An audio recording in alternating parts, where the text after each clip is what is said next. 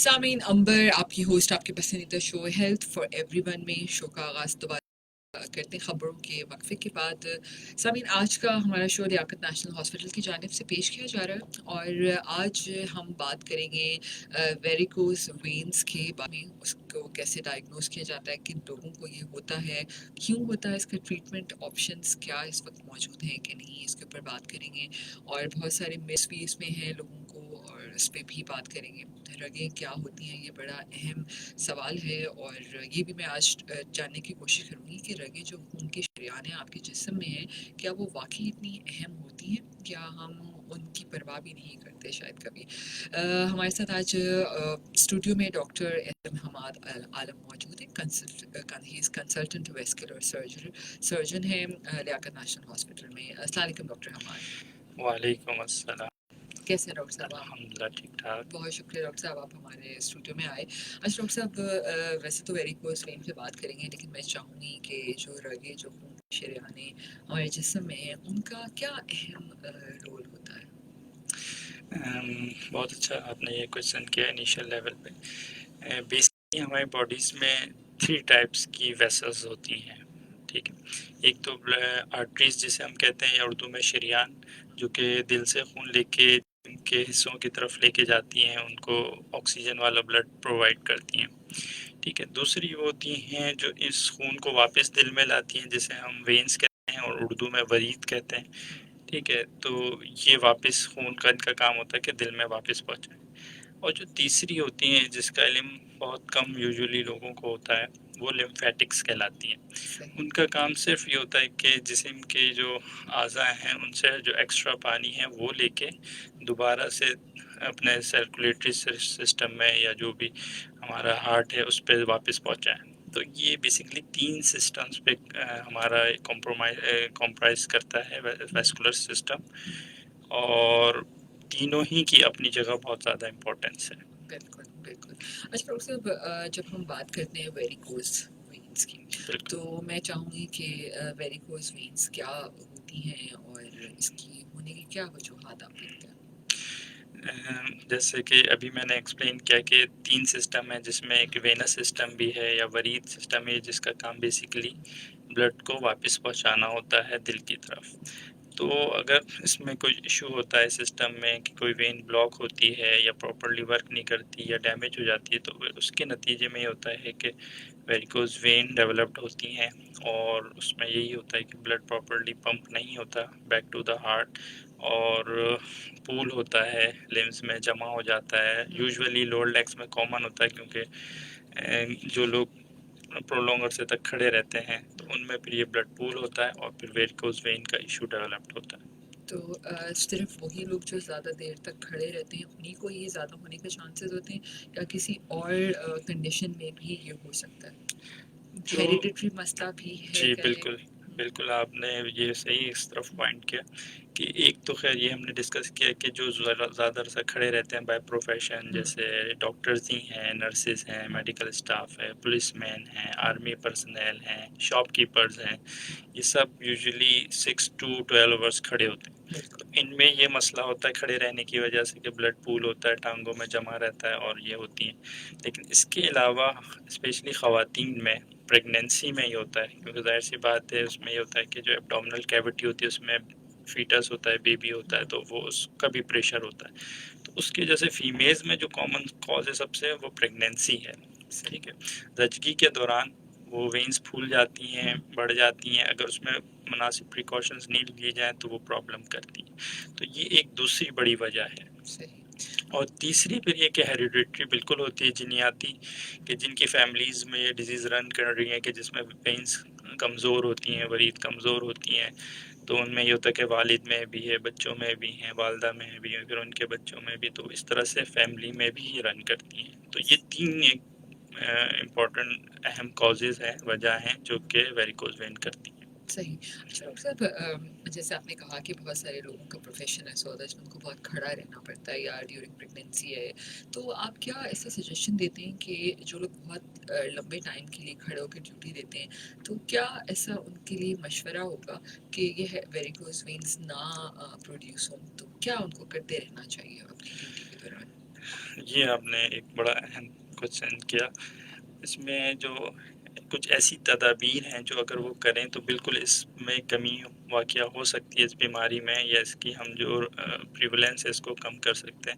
उसमें जैसे कि प्रोलॉन्ग स्टैंडिंग प्रोफेशंस हैं, उसमें वो ये कर सकते हैं कि बीच में इंटरमिटेंट वक्फे से ब्रेक लें। कि अगर जैसे शॉपकीपर है, अब वो खड़े होके काम कर, अगर बीच में नहीं है कोई उसका काम, तो थोड़ी देर के लिए रेस्ट कर ले, पाँव ऊंचा करके रख ले, ताकि उतनी देर में जो ब्लड पूल हुआ है वो ड्रेन हो जाए।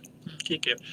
या वो ये भी कर सकते हैं कि अगर इतना भी टाइम नहीं मिलता कि वो बैठ सकें और बहुत ही बिजी स्केड्यूल है उनका, तो वो भी स्टॉकिंग्स पहने।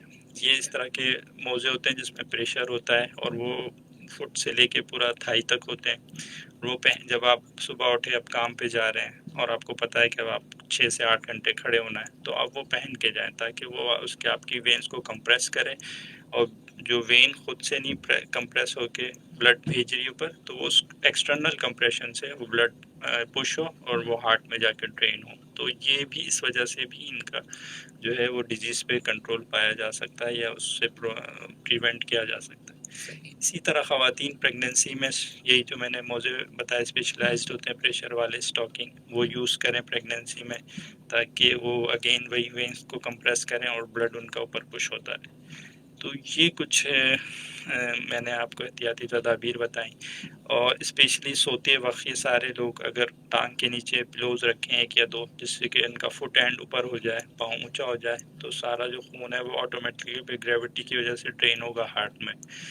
तो अगर कोई दिन भर खड़े रहेंगे, जैसे स्वेलिंग डेवलप भी हुई है, तो वो फिर रात में सबसाइड हो जाएगी, वो चली जाएगी इंशाल्लाह। बिल्कुल, बिल्कुल आप सही कह रही हैं।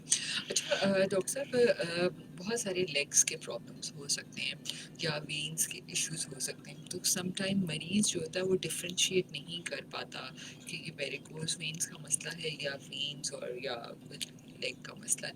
तो आप क्या ऐसे सिम्पटम्स हैं जिससे हम डिफरेंशिएट कर सकें? इसमें यूजुअली ये होता है कि वेन्स, एक तो सूजन आती है शुरू में जब डिजीज़ स्टार्ट होती है और प्रोग्रेस करना शुरू करती है, तो इनिशियल तो सिर्फ ये होता है कि स्वेलिंग होती है फुट्स में। ठीक है, दोनों पाँव में सूजन आ जाएगी आपके, और पेन होगा जब वो सूजन होगी तो। और लेकिन ये क्या, ज़ाहिर सी बात है, जब आप रेस्ट करेंगे तो वो कम हो जाएगी और पेन भी सबसाइड हो जाएगा। लेकिन फिर अगर ये और प्रोग्रेस करेगी आगे, तो फिर वेन्स अपीयर होना शुरू हो जाती हैं, यानी वो जो वरीद हैं वो आपकी स्किन पे अपीयर होना शुरू हो जाएंगी, ज़ाहिर होना शुरू हो जाएंगी, और आपकी स्किन पे मोटी मोटी वेन्स दिखने लगेंगी जो कि पहले नहीं थी। तो ये जो है वो इनिशियल अलामात होती हैं, निशानियाँ होती हैं, जिससे आपको लगता है कि अब ये वेरिकोज वेन का इशू स्टार्ट हो गया है। यूजुअली अगर सिर्फ पेन है आमतौर पे या स्वेलिंग है, तो उसमें और भी मसले हो सकते हैं, लेकिन जब ये वरीद वेन्स अपीयर होना शुरू हो जाती हैं स्किन पे, तो फिर ये 90% चांस होता है कि ये वेरिकोज वेन का ही मसला है। अच्छा डॉक्टर हमारे छोटे से कमर्शियल ब्रेक लेते हैं, ठीक है? इसके बाद मज़ीद और भी सवालात हैं जो शो में शामिल करेंगे सामीन। हमेशा की तरह आप भी सवाल कर सकते हैं, कोई भी वेरिकोज वेन्स या वेन से रिलेटेड कोई भी मसला है आपको, तो आप हमें कॉल कर सकते हैं 021111000105 के ऊपर। और आप हमें इस वक्त फेसबुक पेज पे लाइव देख रहे हैं www.fe.com/hotfm105 के ऊपर, वहाँ भी वीडियो के नीचे आप अपना पैगाम हमें भेज सकते हैं, और 8881 के ऊपर भी अपना मैसेज भेज सकते हैं। क्या ये NSO की सर्जरी है? डिफरेंट सवालात इसमें आने में शामिल करेंगे। डॉक्टर हमाद हम ब्रेक लेते हैं, इसके बाद फिर वापस आते हैं। सामीन हमारे साथ ही रहिए, स्टे ट्यून्ड विद अस।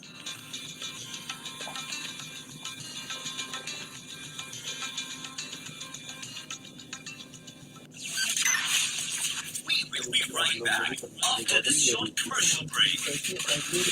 हुकूमत पाकिस्तान ने बेनज़ीर इनकम सपोर्ट प्रोग्राम के ज़ेरे एहतमाम आलमी इदारा खुराक के ताउन से हामला खवातीन और दूध पिलाने वाली माओं की सेहत व ग़िज़ा और 2 साल से कम उम्र बच्चों में दायमी ग़िज़ाई कमी से बचाव के लिए बेहतर सेहत का प्रोग्राम नशोनुमा का आगाज किया है। आप भी इस प्रोग्राम का हिस्सा बन सकते हैं। अगर आप हामला या दूध पिलाने वाली माँ हैं, या आपका 18 माह से कम उम्र का बच्चा या बच्ची है और आप बेनज़ीर कफालत प्रोग्राम के रेगुलर प्रोग्राम से 6 माही बुनियादों पर माली मामूनत हासिल कर रहे हैं, या फिर आपने बेनज़ीर इनकम सपोर्ट प्रोग्राम के तहत सैलाब फंड, कोविड फंड या पेट्रोल एडजस्टमेंट प्राइस से माली मुआवनत हासिल कर रखी है या आपको बेनजीर इनकम सपोर्ट प्रोग्राम के टोल फ्री नंबर से पैगाम वसूल हुआ है तो आप बेनजीर नशोनुमा प्रोग्राम में इंदराज के लिए अहल हैं। प्रोग्राम में रजिस्ट्रेशन करवाने के लिए आज ही तहसील या डिस्ट्रिक्ट हेडक्वार्टर अस्पताल में कायम नशोनुमा मरकज पर नादरा से जारी करदा अपने शनाख्ती कार्ड, बच्चा या बच्ची का नादरा से जारी करदा फार्म पे और हिफाजती टीकों के कार्ड के हमरा आए। मज़ीद मालूमात के लिए BISB के टोल फ्री नंबर 0800-264777 पर कॉल करें या आलमी इदारा खुराक पाकिस्तान के टोल फ्री नंबर 0800-93732 पर कॉल करें। ये पैगाम आप तक बेनजीर नशोनुमा प्रोग्राम की जानिब से पेश किया जा रहा है। The wait is over. J-Dot mid-season sale is here. Find your perfect styles and save up to 50% off from 27 June to 7 July. Shop now at JanaeJamshed.com or in stores.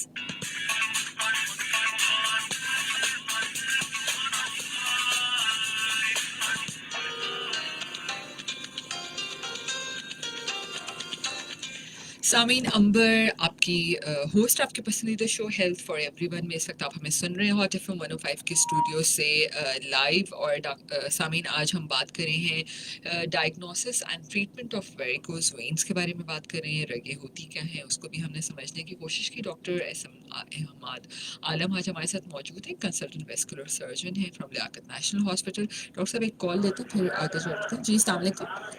Hello सलाम अलैकुम। जी वालेकुम अस्सलाम। डॉक्टर साहब सलाम अलैकुम।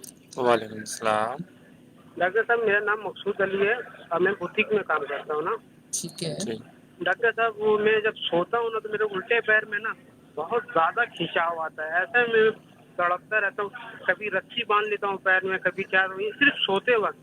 और मैं ज़्यादातर मैं 12 घंटा बैठ के काम करता हूँ। अमरवाजी को पता, मैं बुटीक में काम करता हूँ जरी का ना। इसका मसला बता दीजिए क्या हाल है। मैं जब सोता हूँ तो उल्टा पैर में ऐसा खिंचाता है। सही जी। अच्छा इसमें मुझे आपसे कुछ अच्छा आप पूछना चाह रहे हैं डॉक्टर साहब कुछ? जी बोले। अच्छा इसमें जब आप काम कर रहे होते हैं बैठे उस वक्त कोई पेन होता है आपको या ज़्यादा देर खड़े होने के बाद? नहीं ज़्यादा देर खड़ा होने के बाद भी नहीं, जब बैठता हूँ उस टाइम भी नहीं होता। जब मैं सोता हूँ ना रात के टाइम सोते वक्त, फिर मेरे पैर में ना घुटने से लेके नीचे तक पैर के वहाँ तक सिर्फ खिंचाव होता है। ऐसा मैं दबाता भी रहता हूँ या रस्सी बांध लेता हूँ बस। फिर जब सो जाता हूँ तो पता नहीं कब सही होता कब नहीं होता। उठता हूँ सुबह तो सब बिल्कुल सही होता है। बहुत शुक्रिया मसूद आपके मकसद कॉल करने का। अच्छा जैसे इन्होंने बताया कि काम के दौरान या जब खड़े रहते हैं तो आमतौर पे दर्द नहीं होता, तो यूजुअली ये वेरिकोज वेन में होता है कि जब खड़े रहते हैं ज़्यादा दर्द अरसे तो दर्द शुरू होता है। इन्होंने जो बताया कि रात में सोते वक्त होता है, ये यूजुअली जो होता है नर्व पेन होता है कि कोई नर्व कंप्रेस हो रही होती है और वो पेन करती है, जैसे हम इंग्लिश में शियाटिका कहते हैं या उर्दू में अर्कुन्निसा कहते हैं। तो ये इनको मोस्ट प्रोबेबली अर्कुन्निसा का मसला है कि उसमें ही ऐसा होता है कि रेस्ट के टाइम पे वो पेन इंक्रीज़ हो जाता है, क्योंकि जब ब्रेन किसी काम में बिजी होता है तो यूजुअली पेन को इतना सेंस नहीं करता, लेकिन जब नथिंग टू डू कोई काम नहीं होता तो फिर वो ब्रेन उस पेन को और ज़्यादा सेंस करने लगता है। तो ये यूजुअली अर्कुन्निसा में ऐसा होता है। बिल्कुल। एक और कॉल लेते हैं डॉक्टर साहब। जी अस्सलाम वालेकुम। हेलो अस्सलाम वालेकुम। मैं सना बात कर रही हूँ कराची से। जी सना प्लीज बताइए क्या सवाल आपका? मेरा सवाल ये है, मेरा 2-2.5 महीने से ना सुबह तो मुझे तकरीबन 2 साल से बीपी भी मेरा हो जाता है। तो मेरे जो दायां हाथ को ये उल्टा जिस तरफ बिल होता है, ये अंगूठे के साथ जो उंगली है ना, ये बंद ही नहीं होती। बंद हो जाए तो खुलती ही नहीं है, बहुत हड्डी में दर्द होता है ना। ठीक है सना, बहुत शुक्रिया आपकी कॉल। दूसरी बात मैम, मेरे बाजू पे ना नीले नीले दाग बन जाते हैं। पहले एक पे था तो इस उंगली में मसला हुआ, दूसरे पे भी ना नीले नीले दाग बन जाते हैं। इसकी वजह बता। तीसरी बात, हाँ मैं चलती हूँ जैसे घर से बाहर जाती हूँ मैम, बिल्कुल मैं ठंडी हो जाती हूँ। कभी बीपी शुगर हाई होता है, कभी लो होता है, लेकिन होता ही ये कि मैं बिल्कुल बर्फ बन जाती हूँ, सांस फूलने शुरू हो जाती हूँ। ठीक है मैम, अल्लाह। अच्छा इन्होंने अपने 3 मसले बताए, उसमें जो पहला मसला था वो तो इनके हाथ में या तो इनके जोड़ों का आर्थराइटिस है जिसकी वजह से इनके हैंड मूवमेंट में इनको मुश्किल होती है, या इनके टेंडन का इशू है। ठीक है, तो वो इनको मोस्ट प्रोबेबली ऑर्थोपेडिक हड्डी वाले सर्जरी को दिखाना पड़ेगा तो वो उसको सॉल्व करेंगे।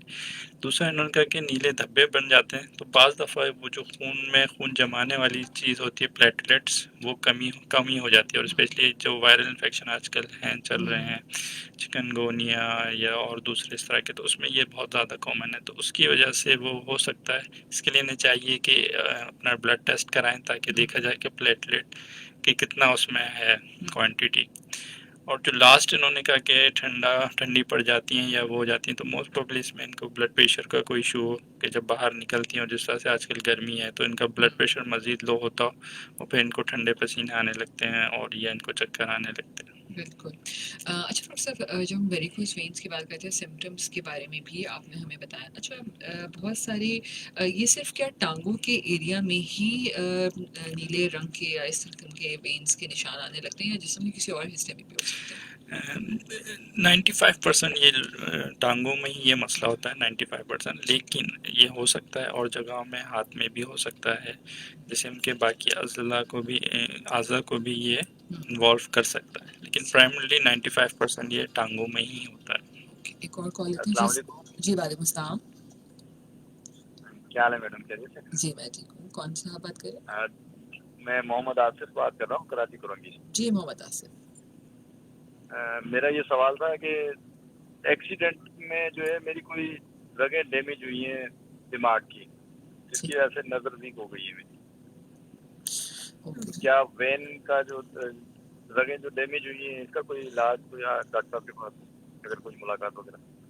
बहुत शुक्रिया आपकी कॉल।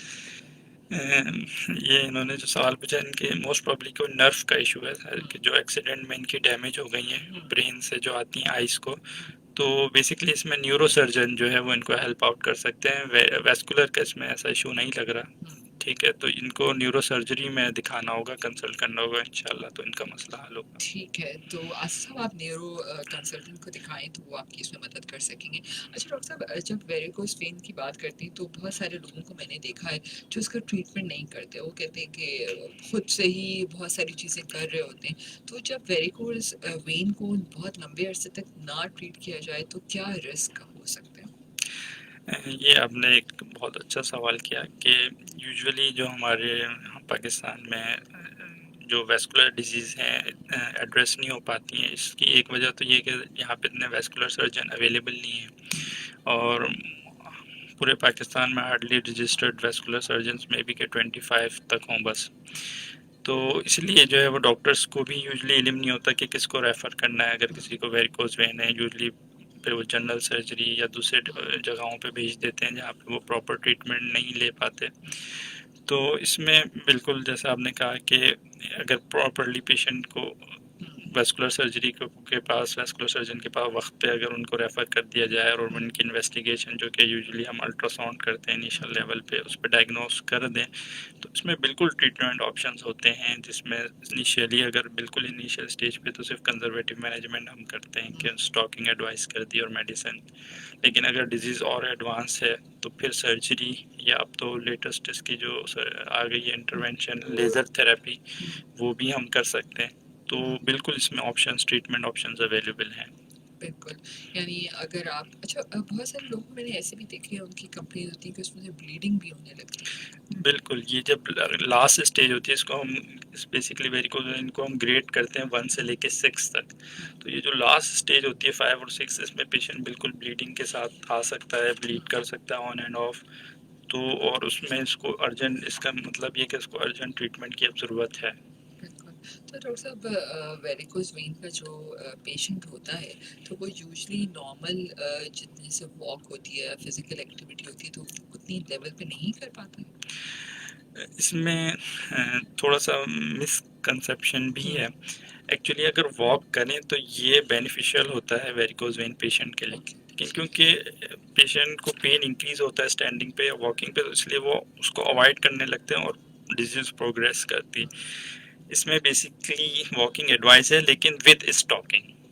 तो इसमें ये कि पेशेंट स्टॉकिंग पहने और उसके बाद वॉक करे, तो वो ये होता है कि मसल्स भी ब्लड पुश करते हैं, ऊपर से स्टॉकिंग भी प्रेशर अप्लाई करती है, तो वो और ज़्यादा एफिशिएंसी बढ़ जाती है। चलना बेहतर होता है बिल्कुल बिल्कुल with stocking. With stocking. Okay, ठीक है। तो ये स्टॉकिंग्स आम मेडिकल स्टोर्स में मिल जाती हैं? किस किस्म की स्टॉकिंग? यस, ये बिल्कुल अवेलेबल है मेडिकल स्टोर्स में, स्पेशली जो बड़े हॉस्पिटल्स के साथ एसोसिएटेड हैं या बड़ी बड़ी जो चेन्स हैं फार्मेसीज की, उसमें अवेलेबल हैं।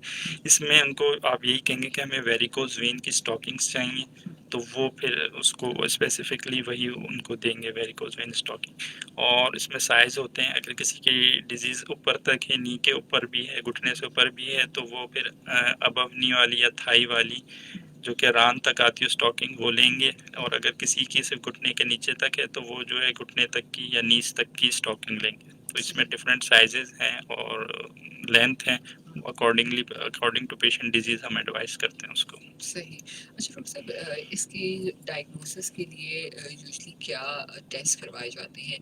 और मैं ये भी जानना चाहूँगी कि वेरिकोस के पेशेंट को किस पॉइंट पे डॉक्टर से ज़रूर रुजू कर लेना चाहिए? एक कॉल भी ले लेते हैं पहले मैं। जी सामिक। वालेकुम अस्सलाम। मेरा सवाल डॉक्टर साहब से ये है कि मेरे पैर के नीचे के हिस्से में ब्लूइश रेडिश रंग की वेन्स या कैपिलरीज नजर आती हैं, तो ये क्या वेरिकोस वेन है या उसका स्पाइडर्स वेब कहते हैं? जरा इससे प्लीज रोशनी डालिए।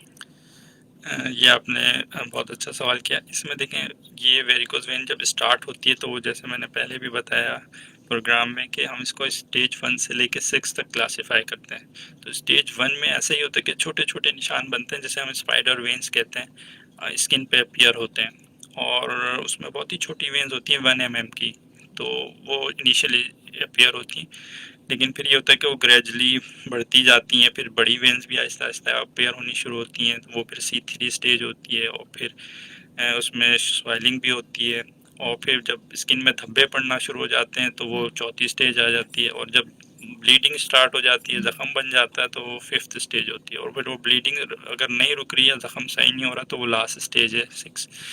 तो मोस्ट प्रॉब्ली आपने जो बताया कि धब्बे नीले बन रहे हैं और ऐसे स्पाइडर वेन्स ही बन रही है, तो ये हो सकता है कि आपकी अभी इनिशियल स्टेज हो, वह फर्स्ट स्टेज हो, और हो सकता है कि अगर आप प्रिकॉशंस ना लें तो ये आगे प्रोग्रेस करें।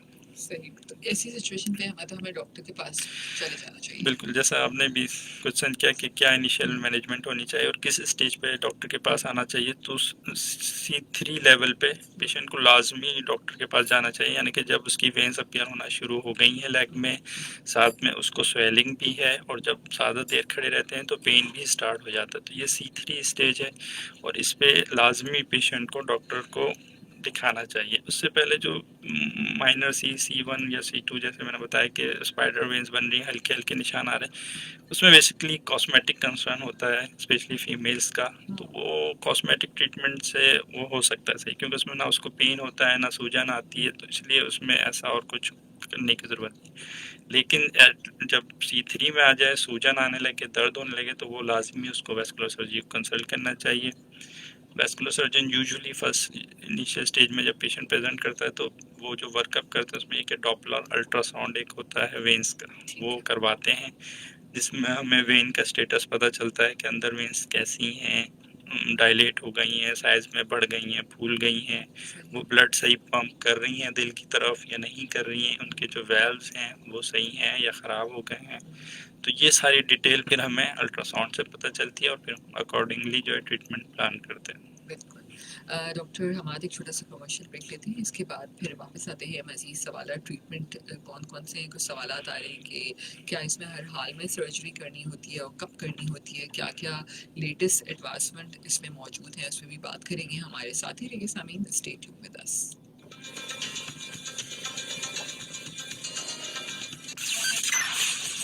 We will be right back after this short commercial break. The wait is over. J-Dot mid-season sale is here. Find your perfect styles and save up to 50% off from 27 June to 7 July. Shop now at donatumshade.com or in stores.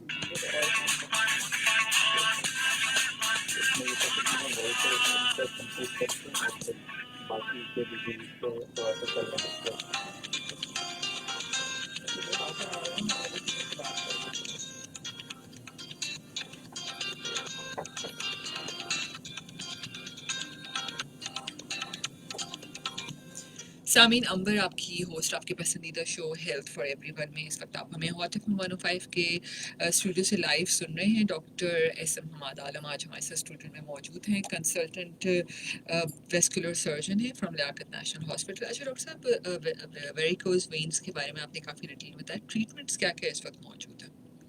इसमें treatment में हम initially जो है वो अगर initial stage पे है 1 या 2 पे, तो उसमें हम कंजर्वेटिव ही उनको एडवाइस करते हैं कि स्टॉकिंग पहने, जब रेस्ट करें तो अपने फुट एलिवेट करें, ठीक है, और स्टॉकिंग पहन के वॉकिंग करें। तो इसमें इनको काफ़ी इफेक्टिवनेस होती है इसमें सिम्टम्स में। और कुछ मेडिसिन्स भी हैं जो वेन की टोन इंक्रीज करती हैं, वो हम एडवाइस करते हैं उनको। तो ये इनिशियल की 1 और 2 स्टेज में इनको बहुत हेल्पफुल होता है। लेकिन अगर डिजीज़ एडवांस होती है, जैसे C3 है और या C4, 5, 6 तक जाती है, तो फिर हमें सर्जिकल ट्रीटमेंट की तरफ आना पड़ता है। उसमें जो एक चला आ रहा है तरीका ऑपरेशन का, यूजली वो अवेलेबल होता है ऑपरेशन का, कि जिसमें हम ये जो वेन्स ख़राब हो गई होती हैं, जिससे ब्लड वापस आ रहा होता है या ऊपर नहीं जा रहा होता और पूल हो रहा होता है, वो वेन्स हम रिमूव कर देते हैं।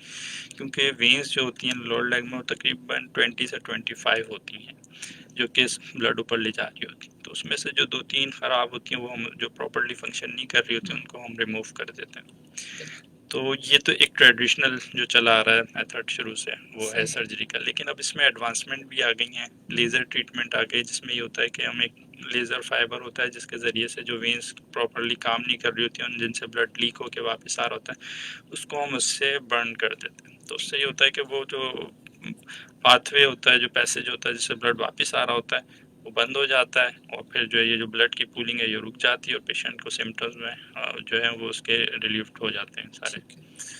तो ये एक एडवांस मेथड है। अच्छा, आजकल जो कैथेटर डाल के भी जो ब्लॉकेज खोल दी जाती है, क्या वो भी हाँ, ये उसी की टाइप है लेज़र के। उसमें ये कैथेटर होता है जिसके टिप पे जो है वो लेज़र जो है डायोड फिक्स्ड होता है, और जब हम उसको एक्टिवेट करते हैं वेन के अंदर डाल कर उसको नीचे की तरफ रिमूव करते हैं, तो वो सारी वेन को बंद कर देता है और वो पाथवे क्लोज हो जाता है। तो ये एक एडवांस मेथड है जो कि कैथेटर के ज़रिए, लेज़र कैथेटर के ज़रिए हम उसको ट्रीट करते हैं। अच्छा सर, एक सवाल आया हुआ है कि बहुत सारे ऐसे लोग होते हैं जिनका बहुत लाइफस्टाइल बहुत सेडेंटरी होता है, बैठे रहते हैं बहुत ज़्यादा, क्या उनको भी वेरिकोज वेन होने के खदशात हो सकते हैं? उसमें ये होता है कि डायरेक्टली तो नहीं, लेकिन जो सेडेंटरी लाइफस्टाइल है उसमें डीवीटी के चांसेस होते हैं पेशेंट्स में। उसमें ये होता है कि डीवीटी में होता है कि जो वेन्स होती हैं उसमें ब्लड क्लॉट हो जाता है। तो जब ये ब्लड क्लॉट हो जाता है तो फिर जो है वो जो वेल्व्स होते हैं उसके वो सारे डैमेज हो जाते हैं, और फिर पेशेंट डेवलप कर लेता है वेरिकोज वेन। तो डायरेक्टली तो नहीं, लेकिन इनडायरेक्टली बिल्कुल ड्यू टू डीवीटी इनमें चांस होता है डी वेन थ्रोम्बोसिस के, क्लॉटिंग हो जाए वेन्स में बैठे रहने की वजह से, और फिर उसकी वजह से उसके बाद जो है वेरिकोज वेन डेवलप कर ले पेशेंट। सही। अच्छा डॉक्टर साहब, खैर हमने काफ़ी अच्छे से इस टॉपिक को आई थिंक कवर कर लिया, तो हम एक और नेक्स्ट टॉपिक की तरफ ही जाएंगे। सामीन, अगर आप भी कोई आपके सवाल जो आपके जहन में ऐसे हैं वो आप हमें प्लीज़ ज़रूर बताइए। एक सवाल, बल्कि इसको क्लोज करने से पहले एक और सवाल है कि अगर सर्जरी हो जाती है, ये सब चीज़ें ठीक हो जाती हैं, तो बाद में क्या एहतियाती तदाबीर होनी चाहिए? क्या ये वापस से भी हो सकती हैं? बिल्कुल, अगर किसी की ये बीमारी ख़ानदान में चल रही है, जेनेटिक है, जनियाती है, या फिर जैसे फीमेल्स हैं और वो रिकरेंट प्रेग्नेंट होती हैं, उनकी प्रीवियस प्रेगनेंसी में वेरिकोज वेन हो चुका है, तो बिल्कुल चांस होते हैं कि वो दोबारा डेवलप कर लें। उसके लिए अगर वो ट्रीटमेंट ले चुकी हैं, सर्जरी करवा चुकी हैं और ये ट्रीट हो चुका है, तो फिर भी उन्हें चाहिए कि जैसे अब नेक्स्ट टाइम प्रेग्नेंट हो रही हैं तो वो स्टॉकिंग दोबारा से इस्तेमाल करना शुरू कर दें पहले से। इसी तरीके से जिनको जेनेटिक इश्यूज़ हैं या जिनकी पहले हो चुकी है सर्जरी, अगर उनको प्रोलॉन्ग स्टैंडिंग करनी है या ट्रैवलिंग करनी है बाय एयर या बाय बस, तो वो उसमें प्रिकॉशंस लें, स्टॉकिंग पहने। इसी तरह जब रेस्ट करते हैं तो पाँव को ऊंचा करें ताकि इन फ्यूचर वो दोबारा उसको डेवलप ना करें। तो ये इनको बिल्कुल ये प्रिकॉशंस लेनी चाहिए। ठीक, बिल्कुल। अच्छा डॉक्टर साहब, वेरिकोज वेन के अलावा भी क्या कोई ऐसी और भी वेस्कुलर डिजीज़ेस मौजूद हैं जिसका इलाज आप करते हैं? बिल्कुल, हम लोग वेस्कुलर सर्जन जितनी भी वेस्कुलर डिजीज़ हैं उसको हम एड्रेस करते हैं। लेकिन यूजुअली क्योंकि अभी हमारे यहाँ इतना वेस्कुलर डिजीज़ का कॉन्सेप्ट नहीं है हमारे यहाँ सोसाइटी में, और जाहिर बात है कि इतने वेस्कुलर सर्जन भी अवेलेबल नहीं हैं, तो यूजुअली ये जो डिजीज़ेज़ हैं अनएड्रेस्ड रह जाती हैं और फिर पेशेंट जो है वो पेचीदगियों का शिकार होते हैं।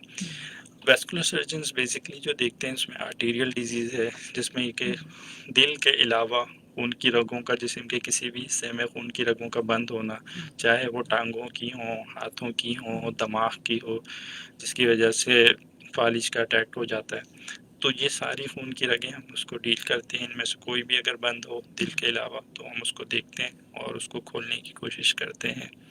ठीक है, इसके अलावा शुगर के मरीज़ों में जो पाँव में ख़राब होना, काला हो जाना जिसे हम गैंग्रीन कहते हैं, उसके जो मसले होते हैं वो भी हम देखते हैं। अगर वो खून की रग बंद होने की वजह से हो रहे हैं तो वो हम डील करते हैं।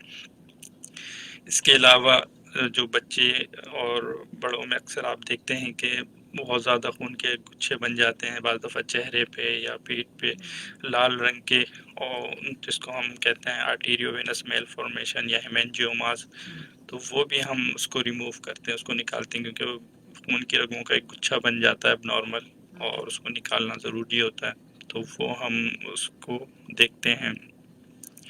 अच्छा, इसके अलावा जो है जो और इसमें मसले हैं, ख़ास तौर पे जो पेशेंट जिनके गुर्दे फेल हो जाते हैं किसी भी वजह से, जो कि नेफ्रोलॉजिस्ट जो गुर्दे के डॉक्टर ट्रीट कर रहे होते हैं, वो फिर डायलिसिस पे चले जाते हैं। डायलिसिस करने के लिए भी जो उनको कनेक्ट करने के लिए डायलिसिस की मशीन से एक ऐसा कंड्यूट चाहिए होता है, ऐसा रास्ता चाहिए होता है जिससे वो खून जाए मशीन में साफ़ होके और वापस आ जाए।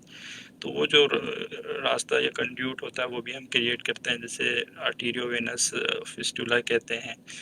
तो वो हम क्रिएट करते हैं जिसमें खून की रग शहर जो आर्टरी होती है उसको वेन से मिलाते हैं, यानी एक शरीयान को वरीद से, ताकि फिर उसके ज़रिए से डायलिसिस हो। तो वो उसके पेशेंट बहुत ज़्यादा होते हैं, वो हम बनाते हैं और उसमें फिर कोई मसला होता है तो उसको हम देखते हैं। तो बेसिकली ये सारी चीज़ें जो हैं वो वेस्कुलर सर्जन करते हैं और उसको देखते हैं।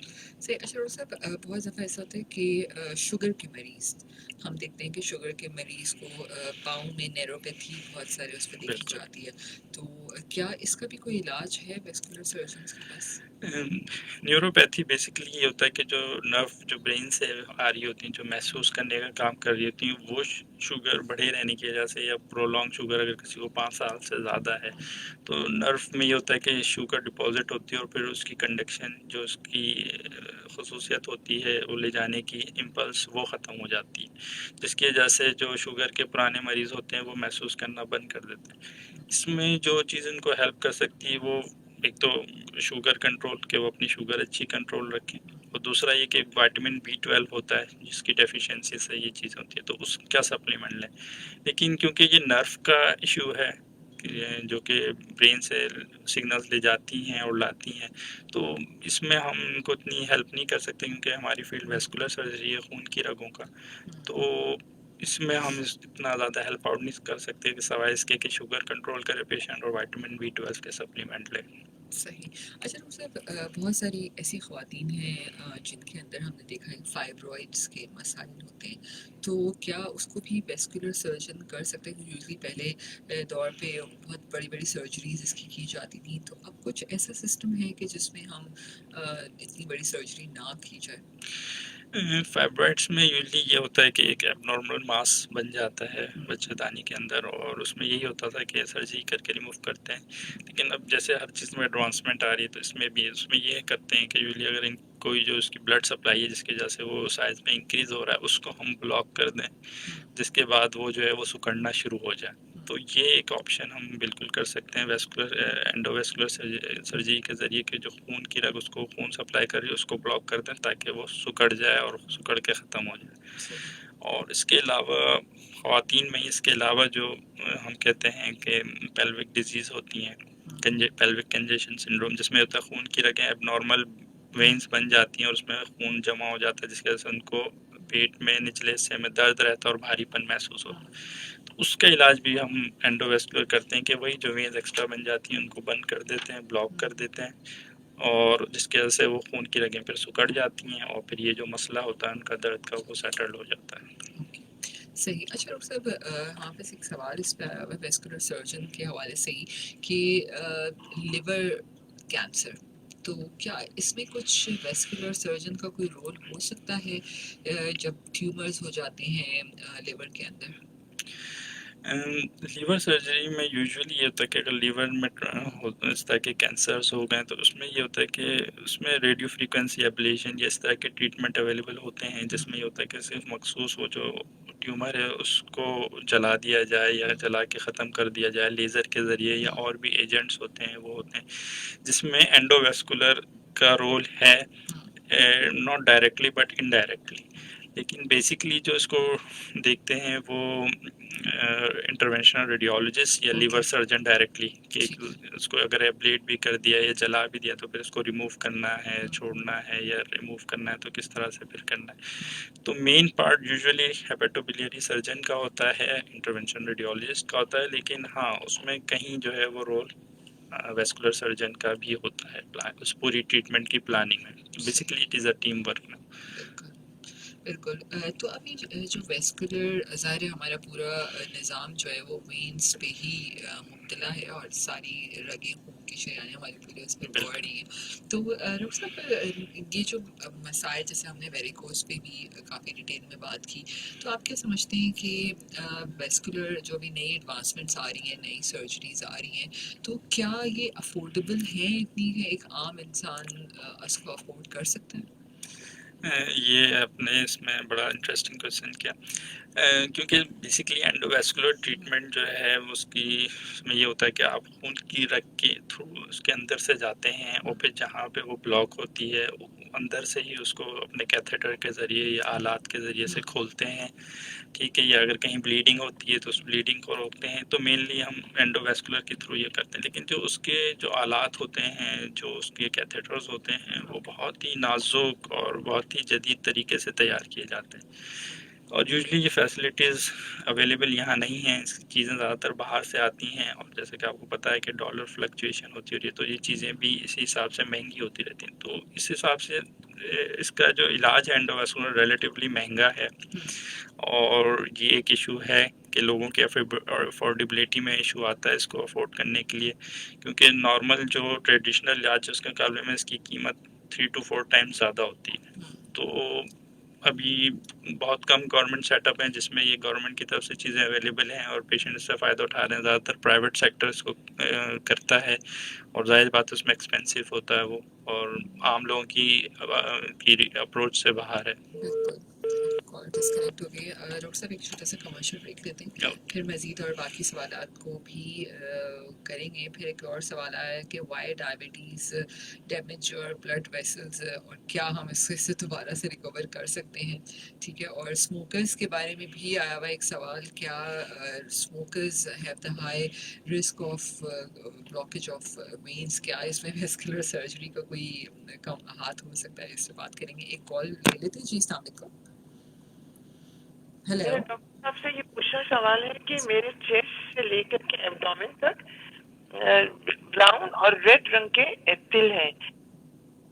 तो ये बताइए, वो जो रेड रंग का तिल है उसमें ब्लड होता है, तो क्या ये वेरिकोज वेन हो सकती है क्या, जो ब्लड पूलिंग हो रही है उस तिल के अंदर? अच्छा, इसमें ये आपने जो बताया कि अगर आपको शुरू से हैं तो ये वेरिकोज वेन तो खैर नहीं हो सकते, लेकिन जिस तरह से आपने बताया कि तिल हैं और किसी किसी में ब्लड है तो ये हेमेंजियोमा ज़रूर होते सकते हैं, जो कि मैंने आपको पहले बताया कि छोटी छोटी लीजन्स होती हैं आर्टरीज और वेन्स की बनी हुई आपकी जिल्द में, जो कि बाज़ दफ़ा ब्लीड करती भी और नहीं भी करती। तो बेसिकली ये हेमेंजियोमा है या आर्टीरियोवेनस मेलफॉर्मेशन है, जिसको ये करते हैं यूजुअली कि इसको पूरा रिमूव कर देते हैं तो ये इशू सॉल्व हो जाता है, लेकिन ये वेरिकोज वेन नहीं होती। एक कॉल लेके फिर ब्रेक की तरफ जाते हैं जी। अस्सलाम वालेकुम। वालेकुम सलाम। मैम, मुझे ये पूछना था, मेरे ना आधे सर में दर्द होती है और आँख भी सूज जाती है और मतलब कि सर में भी बहुत शिद्दत से दर्द है। मैं डॉक्टर के पास रुजू किया, हमारे यहाँ पे मेडिकल जिना है, तो उन्होंने बोला माइग्रेन का मसला था। ये बता सकते ये माइग्रेन का क्या मसला है या इसका क्या इशू है, ये कैसा सही होगी, ये बता सकते डॉक्टर साहब हमें?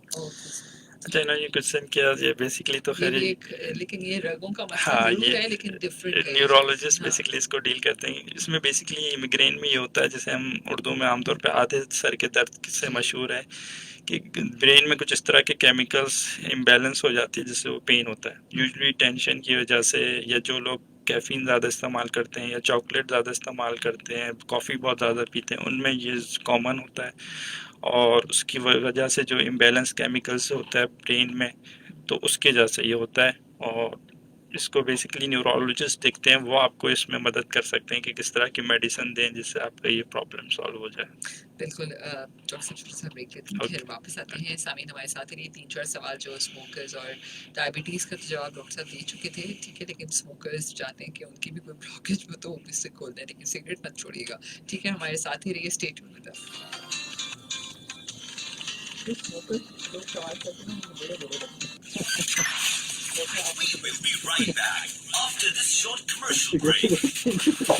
हुकूमत पाकिस्तान ने बेनज़ीर इनकम सपोर्ट प्रोग्राम के ज़ेरे एहतमाम आलमी इदारा खुराक के तावन से हामला खवातीन और दूध पिलाने वाली माओं की सेहत और ग़िज़ा और 2 साल से कम उम्र बच्चों में दायमी ग़िज़ाई कमी से बचाव के लिए बेहतर सेहत का प्रोग्राम नशोनुमा का आगाज किया है। आप भी इस प्रोग्राम का हिस्सा बन सकते हैं। अगर आप हामला या दूध पिलाने वाली माँ है या आपका 18 माह से कम उम्र का बच्चा या बच्ची है और आप बेनज़ीर कफालत प्रोग्राम के रेगुलर प्रोग्राम से 6 माही बुनियादों पर माली मामूलत हासिल कर रहे हैं, या फिर आपने बेनज़ीर इनकम सपोर्ट प्रोग्राम के तहत सैलाब फंड, कोविड फंड या पेट्रोल एडजस्टमेंट प्राइस से माली मामूलत हासिल कर रखी है, या आपको बेनज़ीर इनकम सपोर्ट प्रोग्राम के टोल फ्री नंबर से पैगाम वसूल हुआ है, तो आप बेनज़ीर नशोनुमा प्रोग्राम में इंदराज के लिए अहल हैं। प्रोग्राम में रजिस्ट्रेशन करवाने के लिए आज ही तहसील या डिस्ट्रिक्ट हेडक्वार्टर अस्पताल में कायम नशोनुमा मरकज पर नादरा से जारी करदा अपने शनाख्ती कार्ड, बच्चा या बच्ची का नादरा से जारी करदा फार्म पे और हिफाजती टीकों के कार्ड के हमरा आए। मज़ीद मालूमात के लिए BISB के टोल फ्री नंबर 0800-264-77 पर कॉल करें, या आलमी इदारा खुराक पाकिस्तान के टोल फ्री नंबर 0800-93732 पर कॉल करें। ये पैगाम आप तक बेनज़ीर नशोनुमा प्रोग्राम की जानिब से पेश किया जा रहा है। अगर आप या आपके इर्द गिर्द कोई भी शख्स गैस चोरी में मुलव्विस है तो ये बात याद रखें कि ऐसे तमाम मुजरिम अनकरीब सलाखों के पीछे होंगे और उनके नाम और उनकी तस्वीरें अखबारात और इश्तिहारात में शाया किए जाएं। सदर्न गैस कंपनी का ऑपरेशन क्लिक गैस चोरी के खिलाफ बड़ा महाज।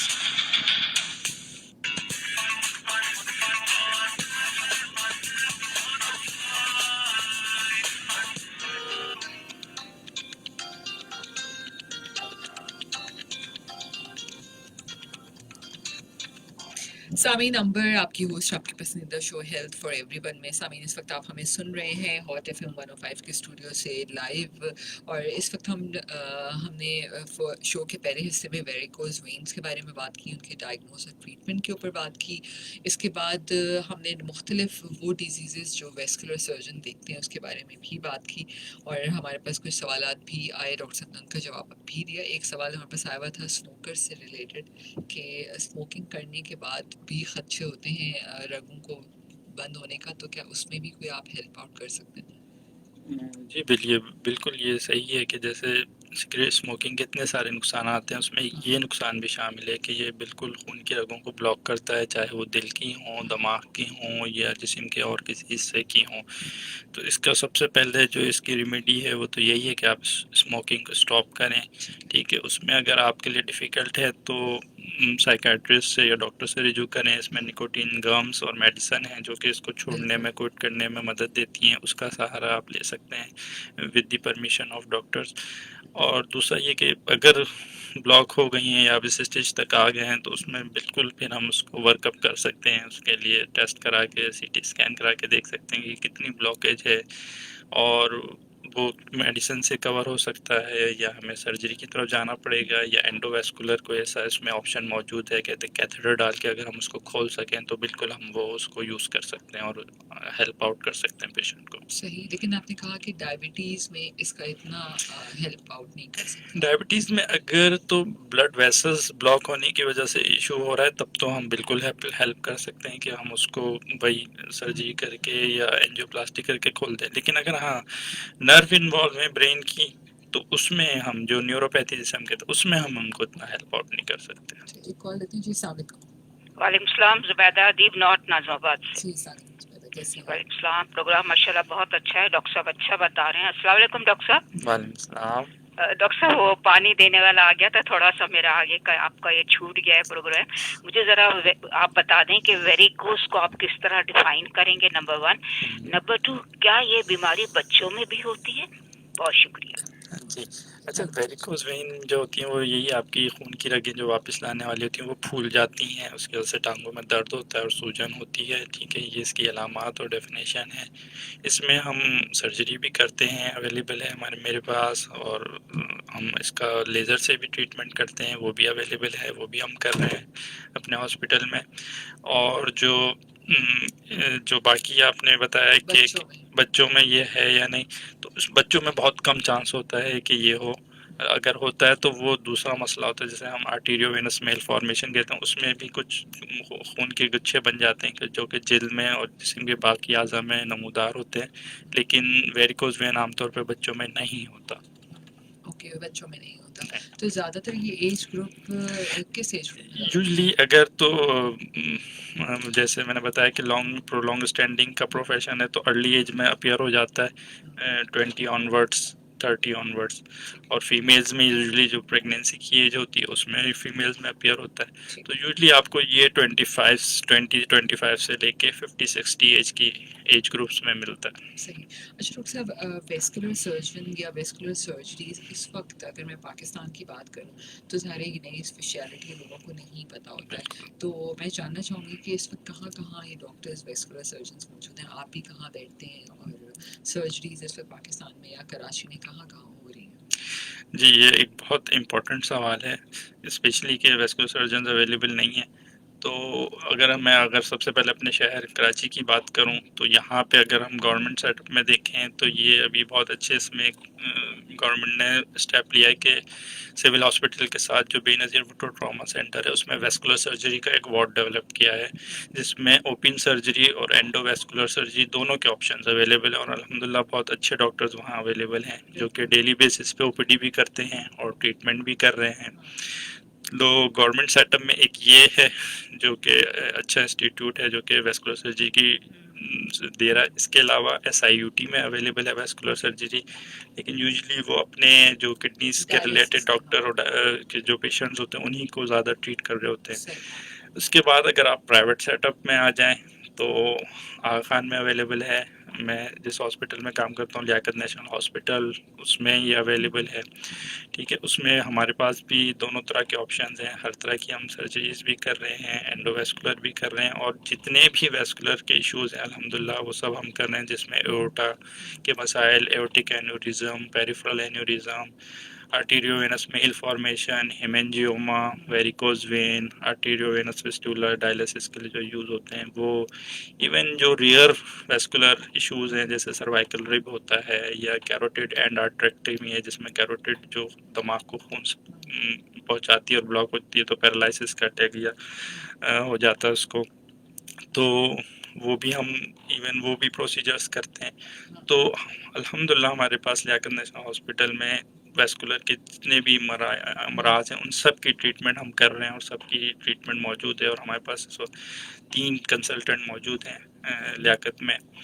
तो इसके अलावा फिर अगर देखा जाए तो ज़ियाउद्दीन में है अवेलेबल, और इसके अलावा अगर एक तो और कहीं हो तो मैं नहीं कह सकता, लेकिन मेनली ये प्राइवेट और गवर्नमेंट सेटअप, 2 गवर्नमेंट सेटअप और 3 प्राइवेट सेटअप्स यूजली हैं जिनमें ये अवेलेबल है।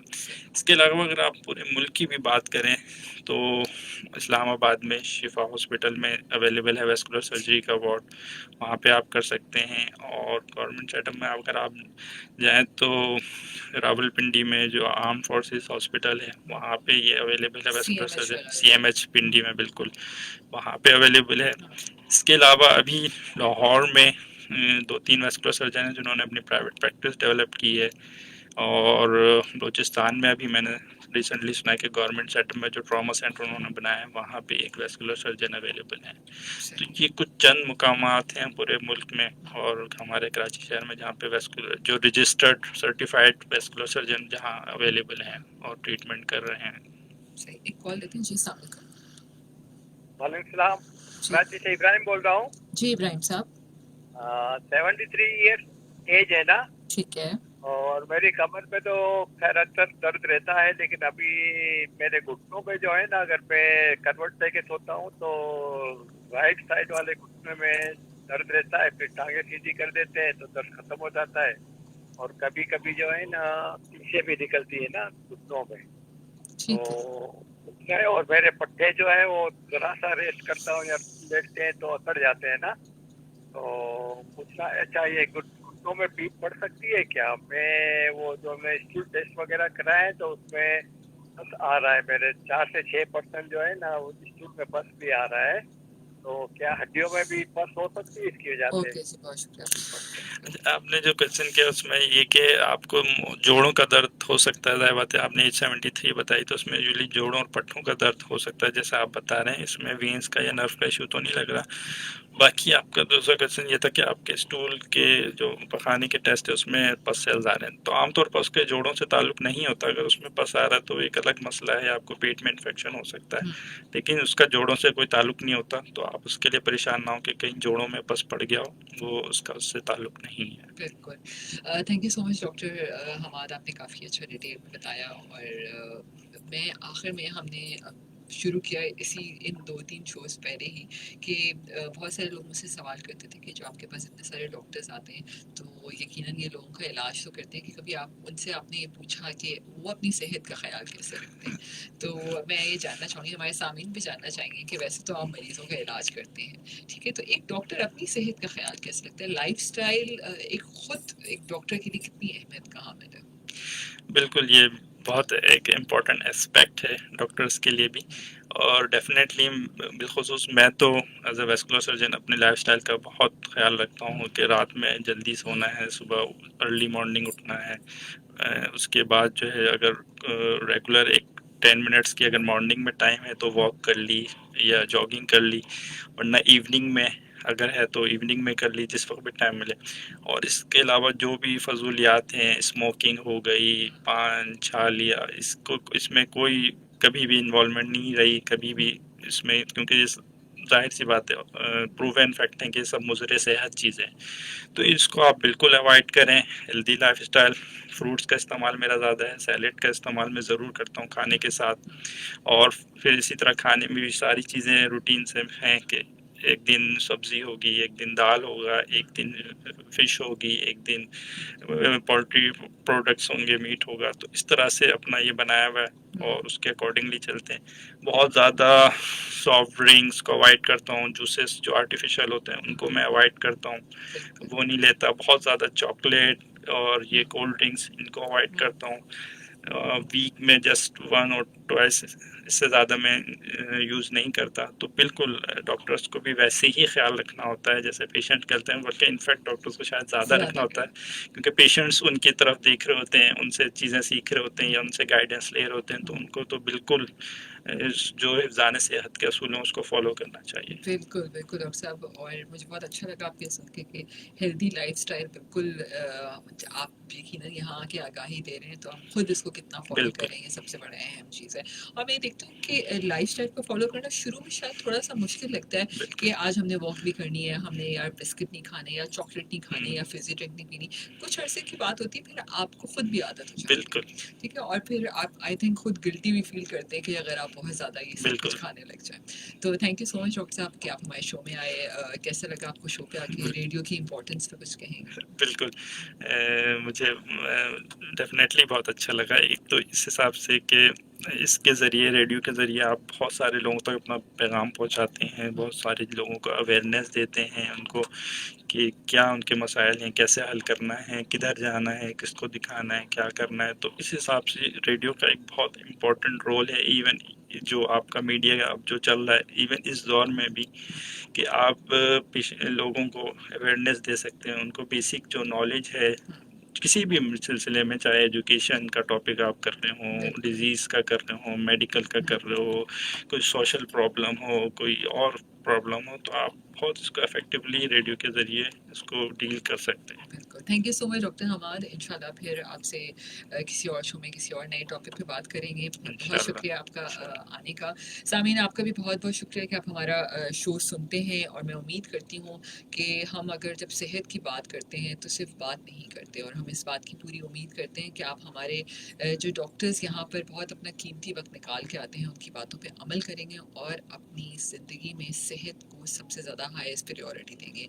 हीट स्ट्रोक पे बात की, प्लीज़ घरों से कम बाहर निकलिए, ज़्यादा से ज़्यादा पानी का इस्तेमाल कीजिए, अपने आप को हाइड्रेट रखिए ताकि आप हीट स्ट्रोक से बच सकें। अपना ख्याल रखिएगा, इंशाल्लाह फिर मिलेंगे। अल्लाह हाफ़िज़। Thank you so much doctor. Now it's